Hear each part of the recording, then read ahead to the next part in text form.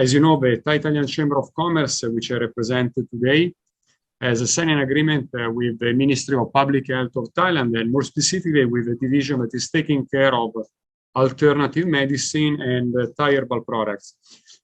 So today we are going to have a webinar with another big company that actually is going to bring us through the world of Thai traditional herbs and pharmacopeia. Our keynote speaker is Mr. Daniel Choo with us, which I thank. And today is going to deliver this presentation, which is actually very interesting. We're going to browse a bit from the history of Thai herbal medicine, but also Southeast Asian herbal products. And then we're going to talk a bit more about the industry of nowadays. But let me give you like a quick presentation of our speaker today. Mr. Daniel Choo is a management team in Native2Global Marketing in PMH. Mr. Daniel is active in a charity-driven mission to assist and develop a network of smallholder hill tribes farmers spread across the mountain region in Northern Thailand. Later on, we are going to talk a bit more about this region of Thailand. In order to develop good products, it's very important to achieve a sustainable economic activities that will improve the community and conserve their natural habitat and environment. Mr. Daniel leverages his broad consulting background to define and develop a new paradigm to bridge and connect the conventional supply chain to help these disadvantaged hill tribes farmers and engage beyond the local confines of the global market. To realize this mission, Mr. Choo, Daniel, has been working with selected farmers to explore and identify their hill produce, which can be readily and easily processed, packaged, distributed to certain market segments where these eco-conscious consumers are appreciated and supportive of this initiative. This native raw produce is now becoming research and development under the PMH to produce phytopharmaceutical products under the project Native2Global Tradition with Science program to help fight disease, upkeep well-being using natural substances. Furthermore, Mr. Daniel seeks to promote sustainable natural and organic agriculture, use of zero-energy agri-technology, value-added product development, fair trade, conservation of natural environment, preservation of hill tribe culture tradition. And Mr. Choo finally is also engaged in consulting works covering Asia-Pacific region, not only Thailand, and he has over 30 years of consulting experience in the financial service sector of digital economy. So, Mr. Choo, first of all, you're very welcome for being with us this afternoon. And I will let you share your... Hi, thank you very much, Swadikap. Swadikap. We can see the presentation. Okay, so you can see the presentation now? Correct, yes. All right. All right, thanks very much again for the Thai Italian Chamber of Commerce for inviting us, and then we truly appreciate this platform around the world, especially in Italy. As I was sharing earlier, when we are preparing for this presentation, during the official launch of this program, we are very delighted to discover that Italy and Thailand has a lot of similarity in terms of the belief in using traditional herbs, whether it is part of the food or is a part of the so-called traditional medicine. So today we like to share our company. What do we do in this area? We are trying to bring the traditions into the modern world through science. We also want to use native plant, herbs, etc., to bring it to the global in a sustainable and ethical way in terms of helping not only ourselves as a consumer, but also helping the whole environment in terms of the people living in the mountain, in the forest, who has benefited from all this long tradition of herbs. So this is one of our topics that we will be talking today. Feel free to ask any questions during the slide. We have about 10, 13 slides to walk through, but anytime feel free to interact, ask questions so that we can make it a lot more interactive. This is all about sharing, and it's all about learning from each other as well.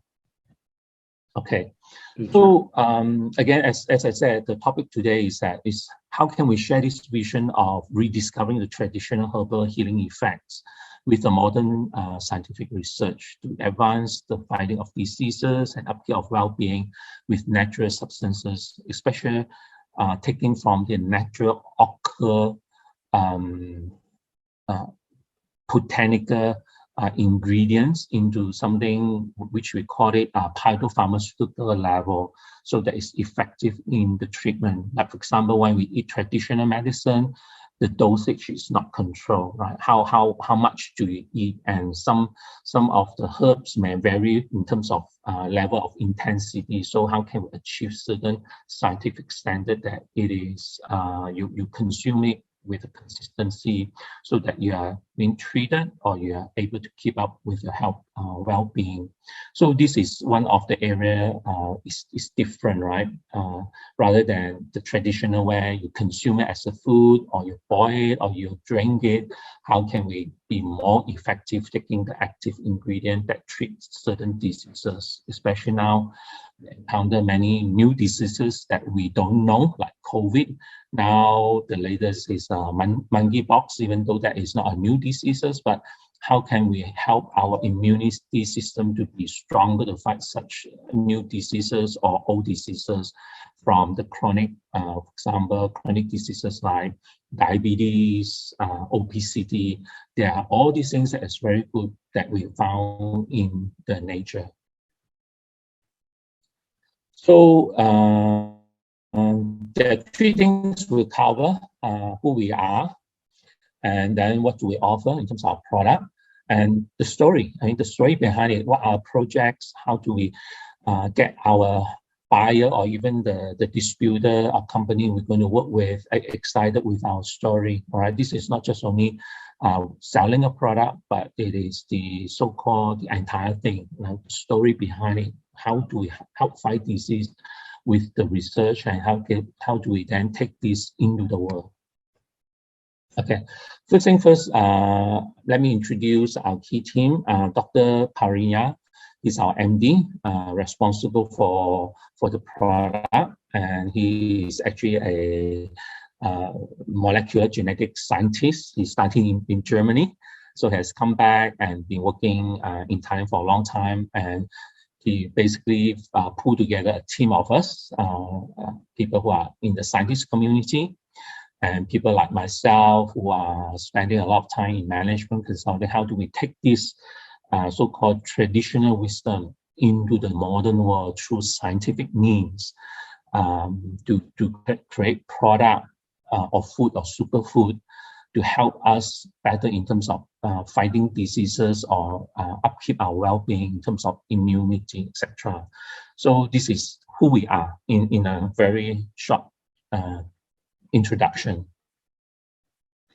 In terms of the company, as I said, we were just established in 2019, and the whole idea is to combine the traditions with modern science, with the R&D, meeting the international standard, because we aspire to export. It's not just only for local consumptions. Taking the raw material right into the more advanced extraction process. So when we talk about extraction process, it's not about powder. It's not about grinding it and then you just put it in capsule like the very traditional one. Here we look at the ingredient active, right? So this is the key thing, right? And the formulation, for example, we have customers say, okay, we want to be able to take the ginger, for example, one of the native plants uses ginger. How can we treat ulcer, especially on the mouth, right? Often we do have ulcer.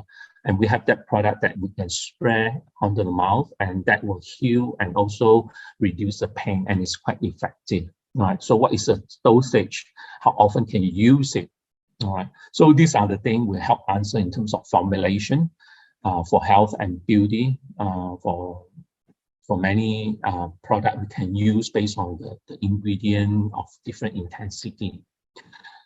Second point, we actually work very closely with the farmer and the mountain people because this is dear to our hearts, right?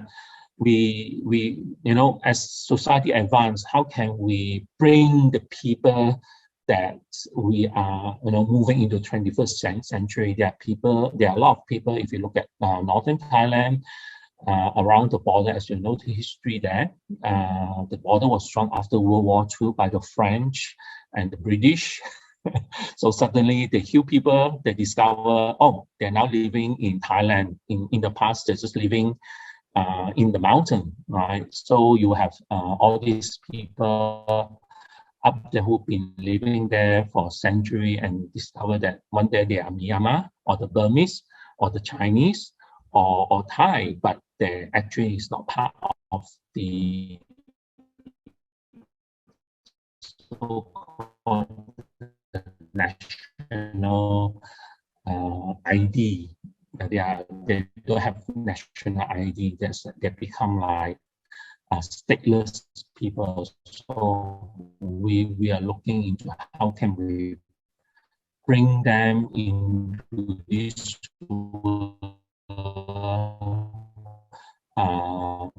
in terms of the ethno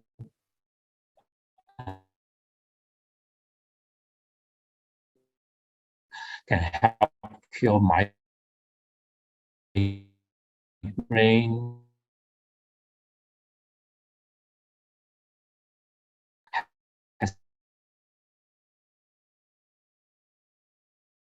change from the manufacturing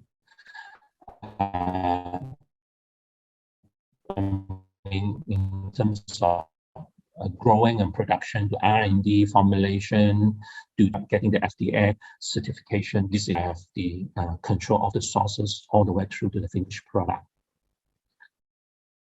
So as you see just now, I was saying, how can we have a high quality production raw material? This is not only just buy, sell.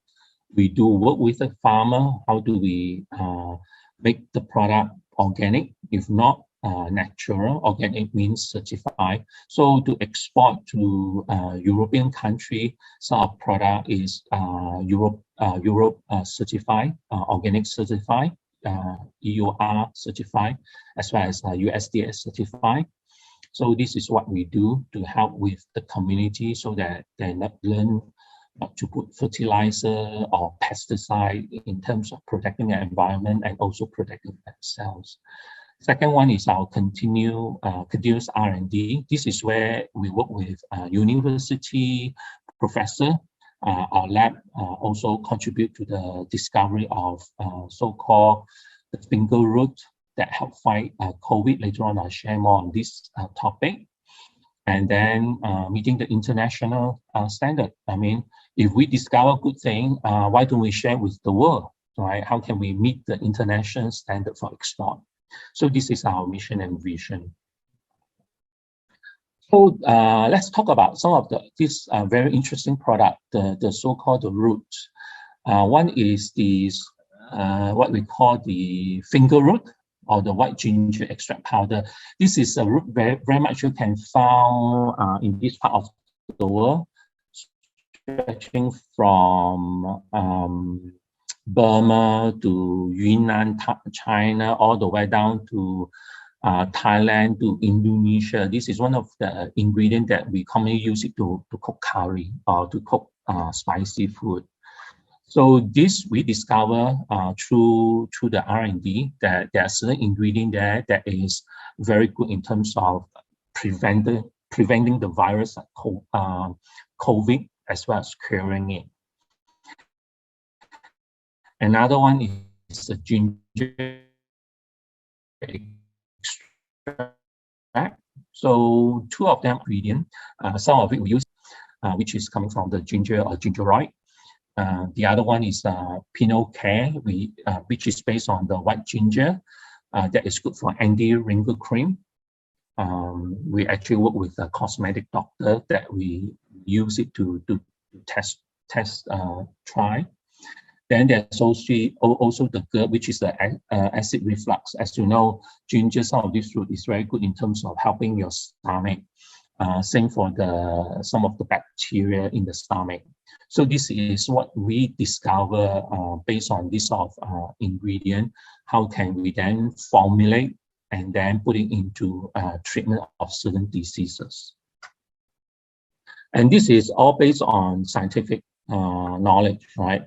This is not just only dry and then grind it. Here we have proper extraction. We also test it for toxicity. I mean, how much can you consume? If you consume over a long period of time, would it cause a problem? So these are very important. It's not just only taking in high doses, but in a controlled doses that is safe for consumptions. Another area is that how can we take it into beverages or food supplements? For example, very common milk, people put calcium or so-called calcium. These are the ingredient or even vitamin D they put into the milk. So how can we take this one into the normal food or as part of the food and beverages to supplement to help boost our immunity rather than just taking it as a so-called supplement, right? So this is what we discover and work with the lab, and we also work with the hospital during the COVID period. We also has the hospital so that they can use it to, in a way, boost up their immunity system and not get infected. So this is our product label, which is FDA locally certified. Some country can take this as an indication that it is safe for certain important country to use. Like for example, Singapore, they can accept the Thailand FDA. So for Italy, we will need to work with you what is required for the export criteria to meet with your local Italian FDA. Here is the scientific paper which is published. One of the author is our R&D lab in terms of screening the various plants that can fight the COVID-20. And this one was done in November 2020 in a very respectable scientific report called the Nature. So it is a well-recognized international journal, and this is what we discover of all the various ginger or herbs that we find. The ginger roots turn out to be one of the best one that is called the pentulotine A that can inhibit at both the pre-entry and post-infection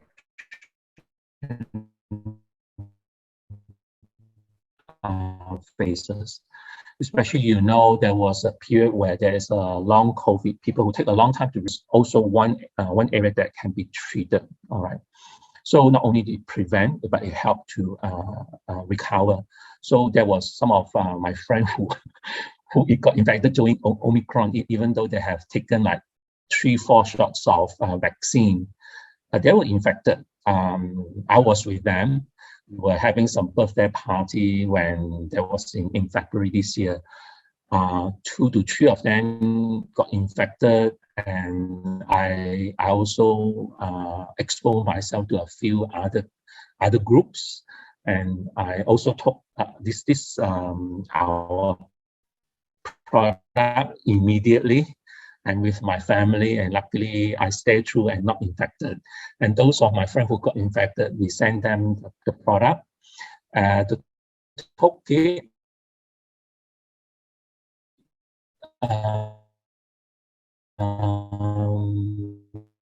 within 3 days they recover, which is quite taking the normal path. It took them two weeks. Like they can't taste when they drink alcohol. They can't even taste whether it is good alcohol or not. So this was an anecdote, as a story we share Of course, this is not scientifically proven with a massive study, but as I said, we do look for people who can work with us to test this out in a more scientific way. But at this moment, we managed to launch it. We actually tested in the lab with the animal, and now we are testing it on our with some of the hospital community, but not a full study required for the drugs. But here's the story.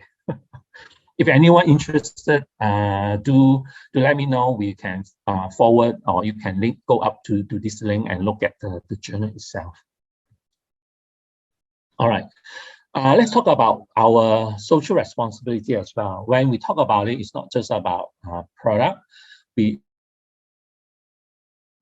But we actually help with the development project with the mountain community. You can see from here,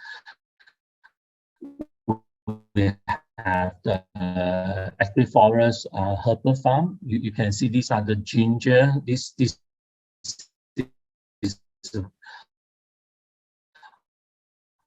all grown in the wild.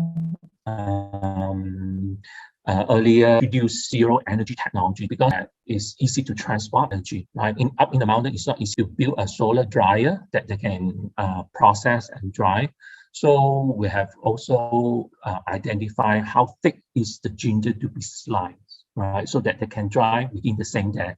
So they harvest, wash, slice, dry within same day, finish, and then vacuum pack late in the evening or the next day. So then there's less contamination, less exposure to the environment, and it's easy for transport. So this is how we help with the hill drops, right? They don't have to put in expensive equipment.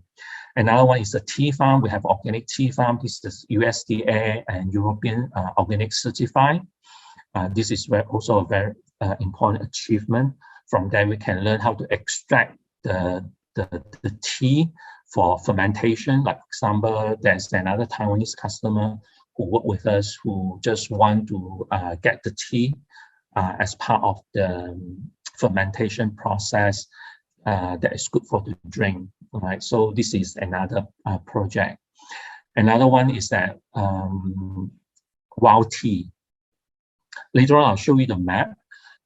Tea is actually originate from this part of the region. So there are a lot of wild tea, and you can see the tea can grow to be 800 to 1,000 years old. Sorry, this is a bit small. Let me just put it in a bigger picture.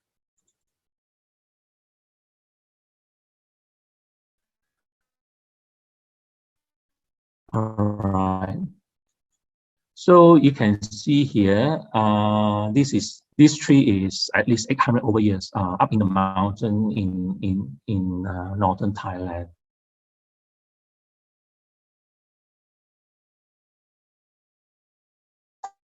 All the native people who will climb the tree and harvest the tea leaf to do the production through the proper GMP as well as organic way. And this is another one up in another hill tribe. These are the Lahu hill tribe. This is the Aka hill tribe. Okay, so just to go back to this very short history. Northern Thailand, you can see, is here around this area in terms of sourcing and producing our raw material. And these are, up here is Tibet, Himalaya. You can see this is the birthplace of tea. You can see in India, this is Assam. Here in Myanmar and Yunnan, and this is Laos, and then this is Thailand. So you can see all the tea is grown around here. And how they propagate is through the hill people. They migrate all the way down. So up here, you will see hill tribe like Akha, Thai, Lahu, Kalien, Wisu. There are many of these hill tribes that spread along all the way to even Vietnam. So this is a very interesting area. We talk about, protecting Amazon. We should also don't forget this part of the world, the Mekong Basin. or the so-called the Garden of Himalaya. It's a huge diversity here that need protection as well, in terms of economy, in terms of technology. So this is what we believe we can help in contributing and taking these traditional herbs into modern medicine. And from here, let me share with you these some of the tea we actually produce, from the oolong tea organic to the you can get for oolong, because this it has a very nice, which is the pu'er, and the other one is the red tea. But these are all based on wild tea. It's not grown like the Indian tea, which is domesticated. This is truly wild tea. So if there's a chance for me to meet with any Italian company here in Thailand, we're more than happy to share with you. We actually sell some of this tea to Michelin restaurant in Thailand and high-end restaurant, just so that we promote the story and history, how you can buy a tea without importing from overseas, right? To cut down the carbon footprint, you can get 100% native ingredient in Thailand, and it's just as good. Very quickly, these are the 3 key product catalog. We have the more of the modern size, the pharmaceutical grade. Then you have the certified organic tea, wild and natural, from herbs to flower. This is where we can help our native people, right? So from the native to the modern science and supplement. All right, that's the end of my presentation. Hopefully it is interesting for some of our audience here and potentially audiences yet to watch our YouTube. I hand over to you. Thank you. Thank you very much, Daniel, for this extensive presentation. It's actually very interesting to see the link between the tradition, let's say, how you take care of the hill tribe communities to actually bring a product on a global market. This is also an interesting insight. And of course, among the participants, I welcome everyone. If you want to directly request anything particular to Mr. Daniel, he is here with us this afternoon. Perhaps something that Mr. Daniel, you mentioned about traditional and industry. For example, before I mentioned that also Europe has an extensive pharmacopeia. Talking more linked to Italy, for example, Italy, we found out that is importing almost 70% of herbal ingredients from abroad. So the market, the consumption is becoming more extensive, also because of new trends. What is your insight about Thailand or Southeast Asia? If you want to share some information about the consumption, if it's expanding also in Southeast Asia, or you can see that there are specific products that are more requested recently compared to before.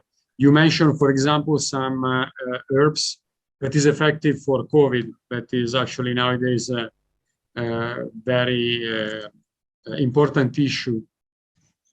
Please share with us. Yes, thank you. I think that's a very interesting question, right? If you look at let's look at the hill people living up in the mountain in those centuries ago. No different, let's say, in Italy, right? Italy is also very mountainous. So your ability to access to medical or doctor isn't that easy in those days, right? So how could people, our forefathers, all right, overcome diseases, sickness? So they have to harvest or make use of what they found. So this is one of the ancient wisdom, right? You can always find something up in the nature that can help cure in certain way. So that is number one. So this is nothing like new, because humanity has survived for thousands of years. It's not because modern science is there. It's just that we are part of the nature, and there are natural occurring diseases, and how can we heal ourselves, etc. So this is what we found up in the mountain, and also even our daily life. We do use a lot of herbs in our cooking. If people understand our Thai food, there's a lot of ginger, there's a lot of chili, there's a lot of garlic. Okay, garlic is another big common things that between us and Italy. Right?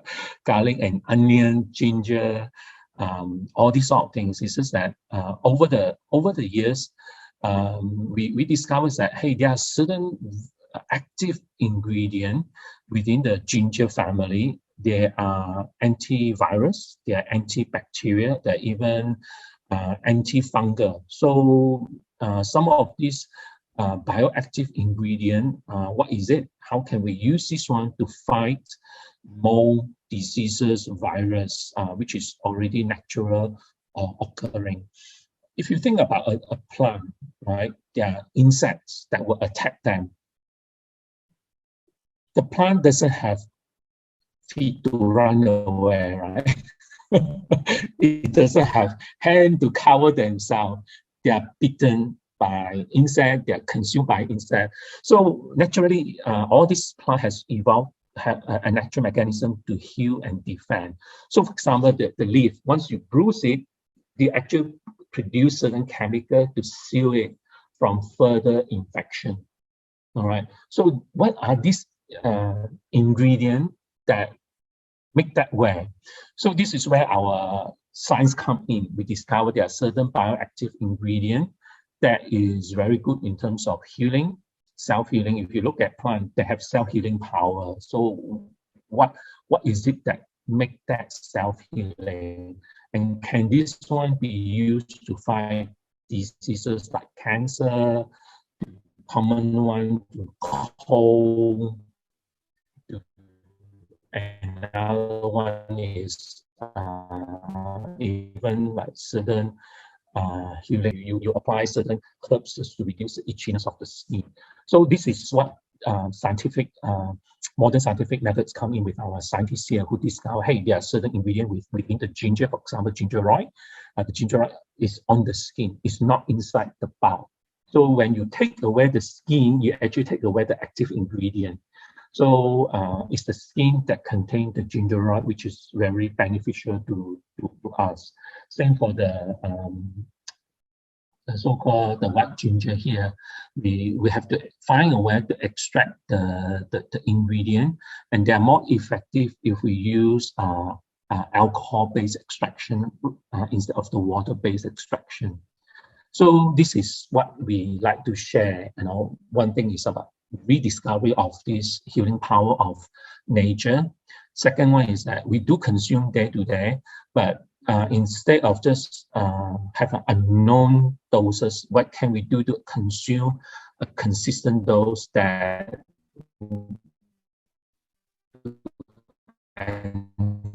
ensure our health or well-being upkeep? And with this one, you know, vitamins and supplement is a huge market globally. People, day to day, people consume a lot of vitamins, right? But are these vitamins synthetically produced? Like, for example, vitamin C, most of it is synthetic. So for us, is that how can we use the natural ingredient which is already there, right? We are just using a scientific method to extract it in a safe way and also in a sustainable way. It's not just only growing, but can be further away from our city. I hope that answers your questions in terms of how we can share these sort of things, you know, beyond just day-to-day consumptions to something which is useful in terms of fighting diseases and healing certain diseases as well. Thank you, Mr. Daniel. I switch off the camera, sorry, because my connection is a bit slow, but I can hear very well. But no, thank you for replying. We have a question in the chat, also that is very specific, and probably you can help us. Mr. Alberto asks, when you say wild tea, what types of tea are you speaking about? Only green tea and white, or also fermented kinds as oolong, pu'er, black tea? Yeah, okay, this is interesting. This is another big knowledge share. If you think about tea, okay, tea and coffee, what's the difference, right? Tea is a leaf, and within the plant itself, leaf is like a factory. It takes the UV from the sun, and then the carbon dioxide, and then synthesize, and so that the plant can consume the food that you produce, the sugar, the glucose, right? So leaf is actually it's like an organ of a human body. It actually produces, just like we eat and we digest, and like our stomach, and then we have all the various organ enzyme to convert what we eat into something that we can circulate in our body. So the tea leaf is exactly like that.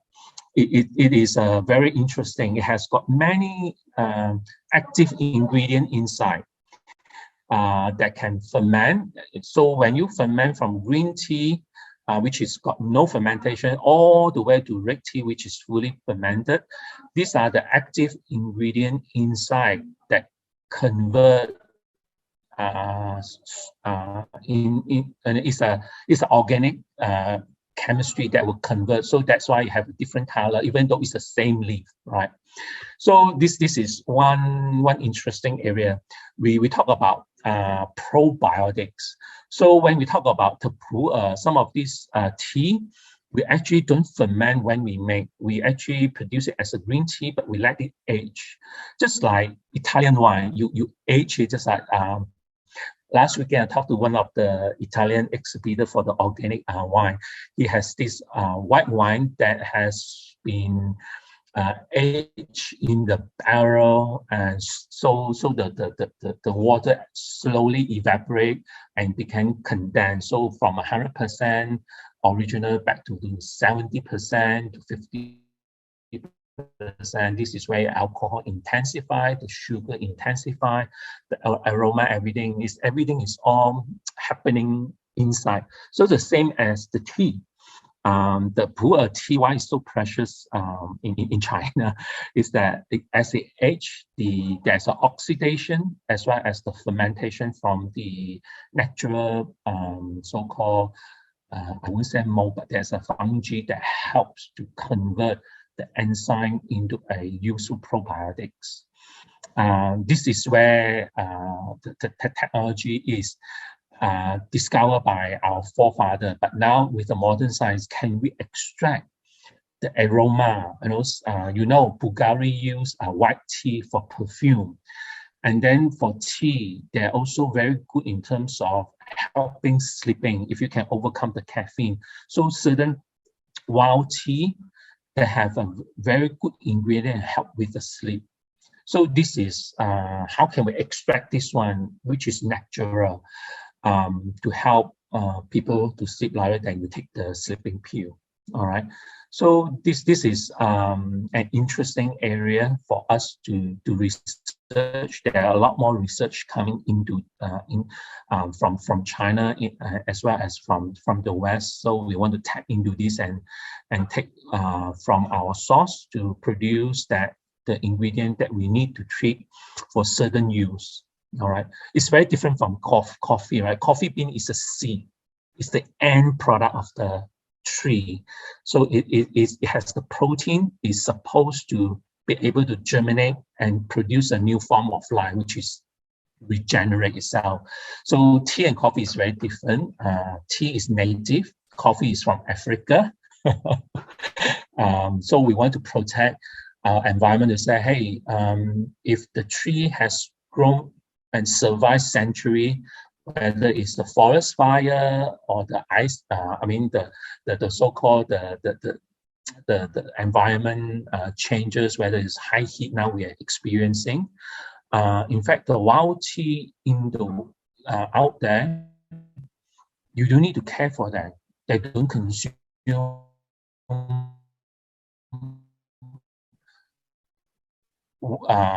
any last 2 years in Thailand, we encounter a huge drought.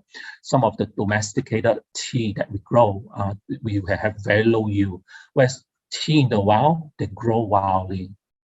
This is the natural, natural survival. They survive the insect, they survive the drought, and to me, it has got a very robust life inside the tea. Or the ginger. The ginger you find in the mountain is completely tastes different from that you grow in the garden. All right. Sorry, I sound a bit excited because to me this is really very exciting when you go up to the mountain and you taste it. Actually, thank you, Daniel, for sharing your experience. And it's very interesting. Maybe one day we can also organize a visit to see with you, like hill tribes, how they cultivate tea. And this one is interesting also because it links us to diversity.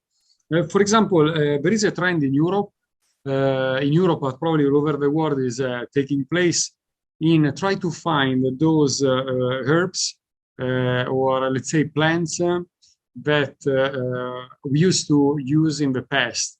So, for example, you know that usually the pasta, the flour that we use nowadays comes from a specific species of wheat grain that is actually developed over 1,000 years, 2,000, 3,000 years of human development. But nowadays there are also new trends in try to find those plants that are in the same family, but not anymore used, just to restore some type of diversity. Do you think that also locally in Thailand and Southeast Asia, this diversity is actually a way to enrich our benefit in terms of healing, in terms of sustainability also? What would you like to share about diversity with us? Oh, of course, this is another interesting topic. I also work with our team, about encouraging diversity, not about just monoculture agriculture, right? Just growing, hectares and hectares of the same thing, which is damaging the environment. So you look at some of our project up there, we want to focus on diversity for sure, not only biodiversity, but the cultural diversity.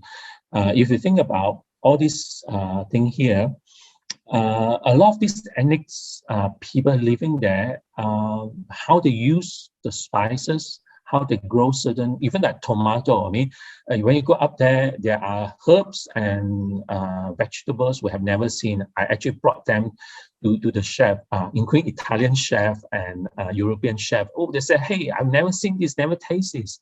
So this is one of the mission I do to take some of these fresh produce into and promote the awareness, and also how to put it, gastronomy. How can we take ingredient into cuisine, right? If you think about it, Italian cuisine has got a lot of herbs. How can we do the same thing with all these wild and natural products up in the remote area? So then we can have an ethnic cuisine, not just only a nationality cuisine, right? Not just Japanese or Chinese, but a cuisine unique to an ethnic up in the mountain. So this is what I discover. As you know, I'm not a farmer, but when I went up there, I learned a lot.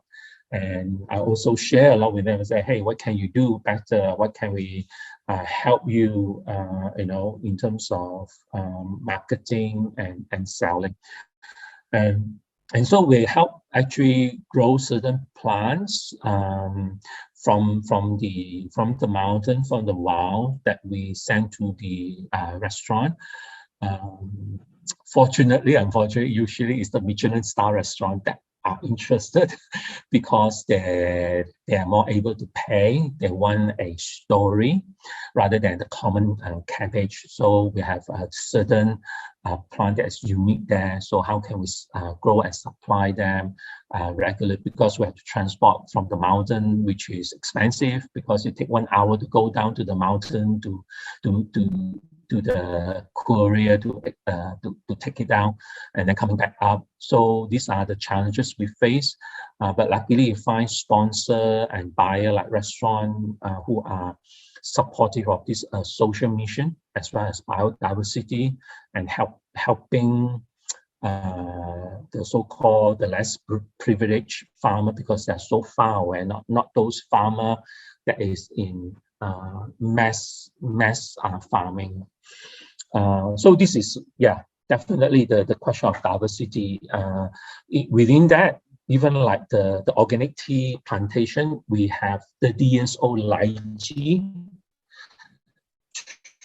tree that was grown up there. Because it is sour, no one harvests it. We actually do bee harvesting there. So we let the bee gather the lychee nectar from the flower, and so we can use it to pollinate and also sustain the environment. So it's not just only tea itself, but other plants and also the bees. And there was one test, we bring it to one of the restaurant like Capella hotel, which has got two or three Italian chefs there. They said, "Oh wow, this honey is fantastic. Just tastes like how he tasted like when he was young in Italy." So the diversity is definitely there, but in a very small scale, because diversity means no scale, no economy of scale. And when you need to supply to big hotel, they need a constant supply, a regular supply. This is where the challenge is, and this is how we work with this chef to say, hey, you can still include in your seasonal menu. All right, so then we can eat seasonal and we can help diversity up in the wild. Thank you very much for sharing.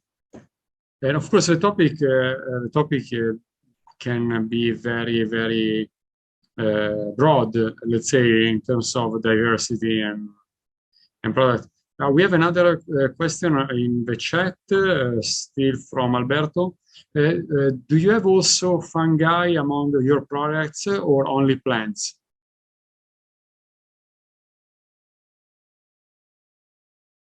I don't know if you can read also in the chat, like if your company, Mr. Daniel, do you have a production of fungi like, for example, lychee mushroom, for example? Okay. Only plants. Okay. So for fungi or mushroom, there are two. One is the wild one. This one is harvested by the hill people, especially during the raining season. So this is, if you want fresh one, we do need to work with the team, and sometimes this is they have to go out and look for it. The other one is that we have lychee. Lychee is the is a mushroom that we use it for medicine. And then there's also the lionhead mushroom, which is organic grown. So there are two types. One, you have, if you are looking, if this customer is a restaurant that may want to have wild mushroom, usually the chef really love it. The other one is the so-called grown mushroom, farm mushroom. This is used for extraction of the ingredient, like for example the lychee and the some of these mushrooms. So we need to understand whether you are using it for fresh produce or you're using it for a extraction.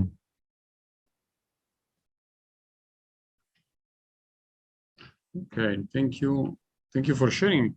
Lychee mushroom is something that also you can find in Europe. But let's say in Europe we find several products now. Of course, Thailand or Southeast Asia has to fight with the presence of probably the biggest producer in terms of let's say knowledge, maybe not, but they've been present in Europe for a longer time. Of course, is a Chinese traditional medicine, and of course now you can see also from Korea, for example, the red ginger that is very famous. Yes. But talking about the traditional Chinese traditional medicine, for example, in right now in several Italian hospitals, you find, for example, a department of acupuncture that is implemented in normal traditional treatment for any type of disease, really, even in oncology treatment, they use it. Of course, our scope with this group of seminar is also to make Thai traditional herbal product close to Europe, close to Italy, to better understand how to benefit from a knowledge that is been in Thailand for over 1,000 years. This one is also scope of our webinar series today. Oh, okay, good. For the so-called Chinese herb or traditional medicine, we do have a collaborator from Taiwan to grow the herbs, the traditional, the Chinese herbs up in the mountain. So it is a program we looking to start. We are still exploring as to what herbs we can grow, because if you think about it, many of these herbs that you found from the so-called Chinese traditional medicine shops, a lot of these things are grown in China. Now we want to figure out is that how can we grow it naturally, if not organic certified. And second one, how can we make it how do I put it, safe, right? All plant has got certain toxicity, so it just depends what level you consume. Okay, so this is where we're looking to embark on that project with Taiwan, given that they have the knowledge there, and then we can work together to jointly develop the so-called the plantations into the mountain. Because somehow when you look at plants, what I understand is that plant grow, the best elevation to grow plant is about 500 meters above sea level. It has a good level of UV rather than just covered by the cloud in the lower plane. So when you go up to the mountain, you see that they get plant love UV, right? So that it tends to produce a more active bioactive ingredient. The only way to testify this is that you come next time where there's opportunity, let's go organize a trip up there and visit some of the community, either as a charity drive or as a discovery with your special interest group. Then you can taste and tell the difference. Other than that, I'm more than happy to come by to see some of your members who are interested, so I can share with you some of the tea, coffee, and honey, because these are easily I can keep, Fresh produce I have to organize because it depends on season. Like for example, the mushroom or the fungi, now is the right time. But the challenge for us is always the transportation. To transport the fresh mushroom, we need cold chain. So we can't send it by Carry Express. The mushroom won't be nice anymore.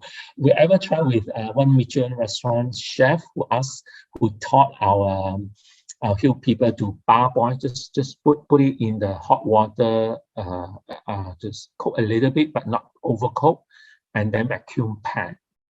But the challenge for us is still the cold chain, because when you transport this sort of thing in an uncontrollable environment, it could be out in the sun, it could be in the back of the truck. So this is where our challenge is. Some restaurants they don't mind paying for the additional freight. This is where they can get the fresh produce daily. Oh, thank you very much, Daniel, for being with us this afternoon, like sharing a part of your knowledge with us, your expertise. And just want to mention for the participant and the attendees of today that the webinar is recorded and we will upload it in YouTube channel of the Chamber of Commerce very soon to make it available. In the meantime, Daniel, if you want to share your contacts so we can make it available, and with your kindness and time, we are also happy to share this presentation, if possible, among the participants. We can do later on. Okay, we can see also. Yeah, I will send it to you. Yeah, I can send it to you. I believe you also have asked us to write about 200 words information. So all these things I will send it to you, including our contacts and also my personal contact if you need to. So we can discuss any questions you may have. Feel free to send me questions or let me know. I'm more than happy to share my knowledge in this part of the world. Absolutely, absolutely. Actually, thank you very much for today. And yes, indeed, we are preparing a brochure with the details, and we're going to publish it probably among July at the end of the webinar series. Okay, very well. I think we are going to wrap up this webinar for today. I would like to thank Mr. Daniel Choo of PMH for being with us and sharing his experience with us. And of course, stay tuned. We will have a next webinar very soon in the coming weeks, the first week of June. And thank you for all the participants. Thank you, Alberto, for being with us.